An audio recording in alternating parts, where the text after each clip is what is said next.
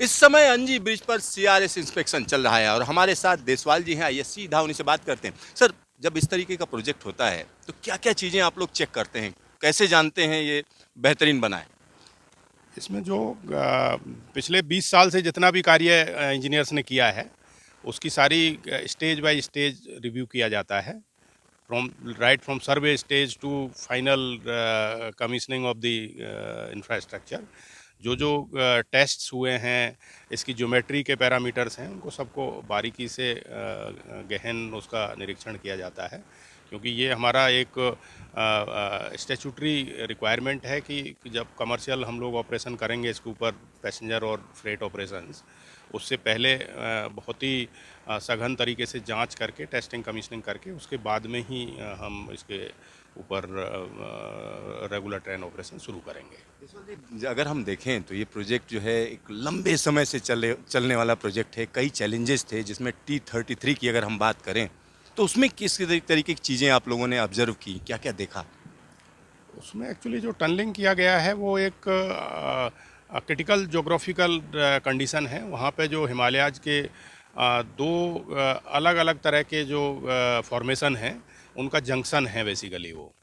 तो जो Himalaya is a young formation basically, इसमें बहुत सारी चीज़ें मूव करती हैं, और मूव करने की वजह से जो MBT वाला एरिया था, जो हमारा मेन बाउंड्री थ्रस्ट था उस टनल के अंदर, उसमें Indian railway has encountered lot of issues, and उसमें उसके इंजीनियरिंग सॉल्यूशंस निकाले गए हैं। अब वो टनल थ्रू हो गया है, और अभी उसमें जो उसकी जो कंस्ट्रक्शन हुआ है वो पूरी तरह से सेफ़ है, और उसमें कोई ऐसा इशू नहीं है कि जिसमें हम ये कहें कि कोई चीज़ बची हुई है। उसको बहुत अच्छे से निर्माण कार्य किया जा चुका है। सर, अंजी ब्रिज को लेकर अगर एक आखिरी सवाल है। अंजी ब्रिज को लेकर पहले जो डिज़ाइन था, उसके बाद दूसरा डिज़ाइन आया, केबल स्टेड ब्रिज है, भारत का पहला ऐसा रेलवे ब्रिज है जो केबल स्टेड है।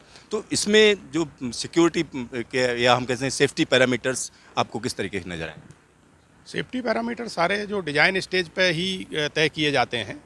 जब ब्रिज की डिज़ाइन होती है, उसी के दौरान जो हमारी इंडियन रेलवे की जो एक्सपर्ट्स की टीम थी, उसके साथ ही जो बेस्ट ऑफ द कंसल्टेंट्स इसमें लगाए गए थे, और हर तरह की जो संभावना होती हैं, including the seismic event and operation maintenance के दौरान जो भी लोडिंग कंडीशंस होंगी, उन सबको कंसिडर करने के बाद ही ब्रिज की डिज़ाइन होती है। तो सब चीज़ों को इसमें टेक केयर किया गया है। सर, एक आखिरी सवाल। पिछली बार जैसे मैंने देखा था कि आप संगलदान से चेनाब, रियासी तक आपने इंस्पेक्शन किया था, और ये सेक्शन अभी तक जो आपने देखा, दोनों में कोई एक रास्ता है या एक जैसा दिख रहा है, या कुछ फ़र्क है दोनों? नहीं, फ़र्क तो देखो, कोई भी स्ट्रक्चर, अलग अलग तरह की कंस्ट्रक्शन होती हैं, अलग अलग तरह के कुछ चैलेंजेस, अलग तरह की कुछ फीचर्स थी। वहाँ पे बहुत लंबे लंबे टनल्स बनाए गए हैं।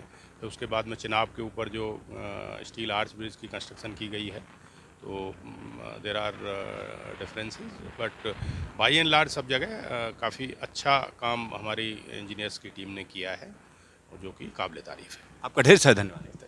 तो यहाँ पर आप समझ सकते हैं कि सीआरएस इंस्पेक्शन जल्द ही पूरा होने वाला है, और उसके बाद स्पीड ट्रायल किया जाएगा। तो आपको हम ये तमाम चीज़ें दिखाएंगे कि आखिरकार जो अप्रूवल मिलता है वो किस तरीके से मिलता है। जल्द ही इस ट्रैक पर ट्रेन चलेगी। ये निश्चित तौर पर कहा जा सकता है वंदे भारत एक्सप्रेस ट्रेन चलाने का इरादा है।